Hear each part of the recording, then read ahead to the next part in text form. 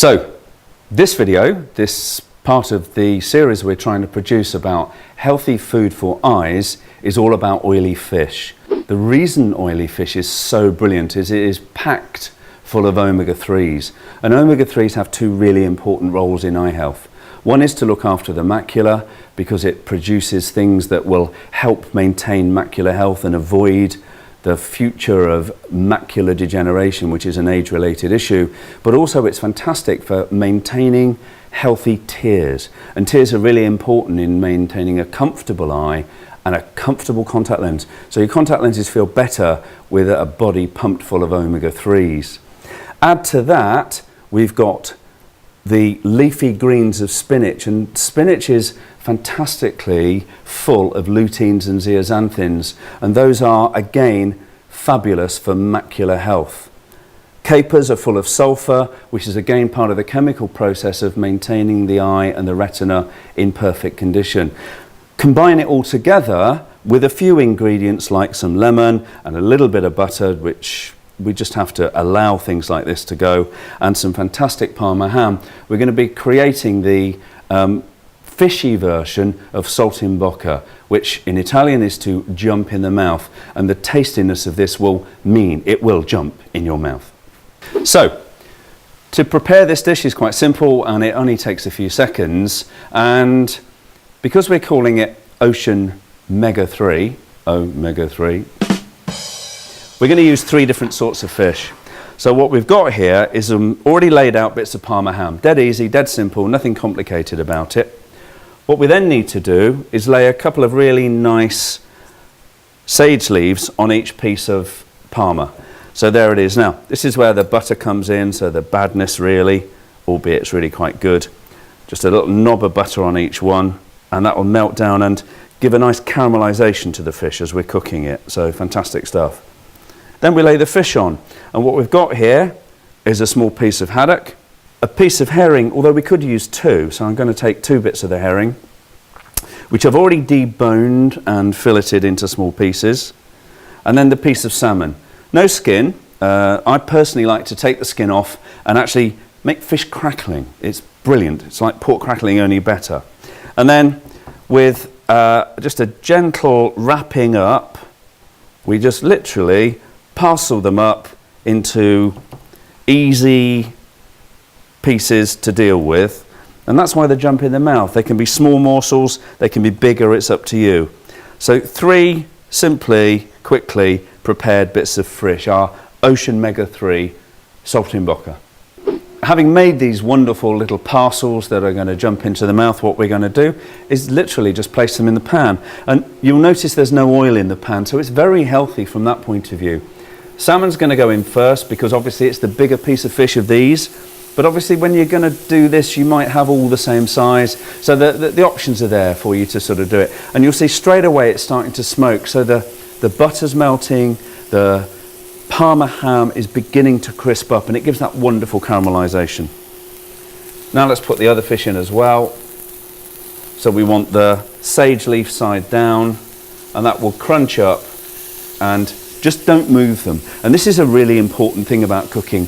When you put into something like this and it is wanting to try and become caramelized, you don't move the pan.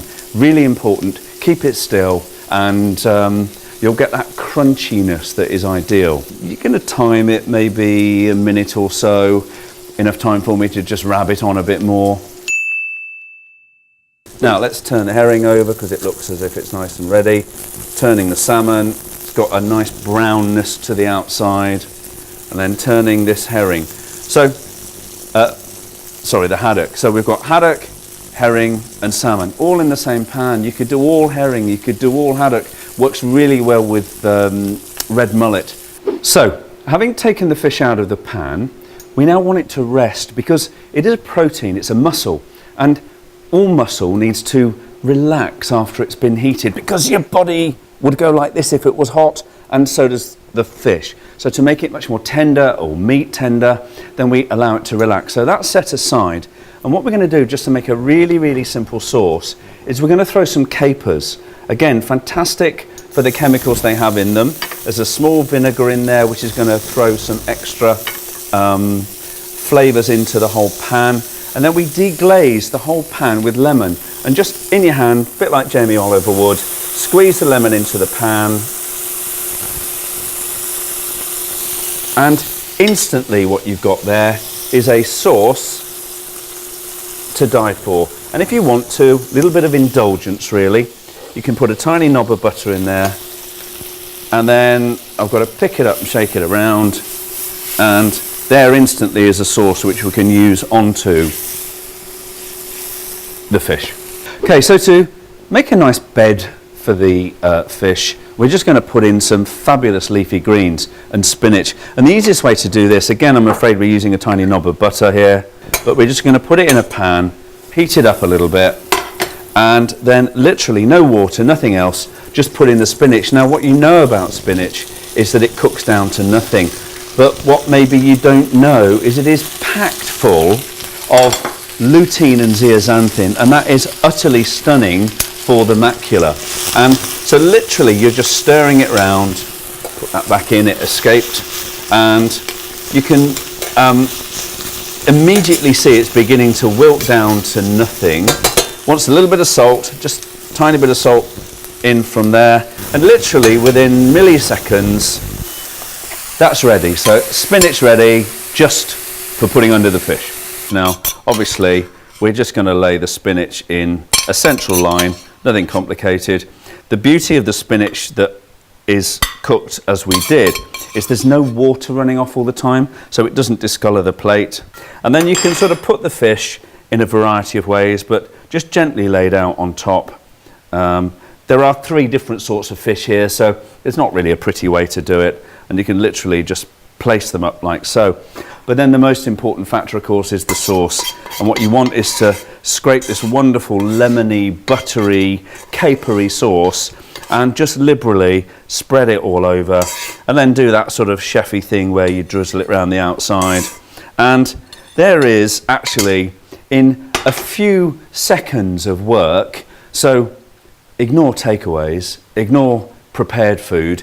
This is the sort of stuff that's great for the eye, easy to do, but most importantly, tastes brilliant.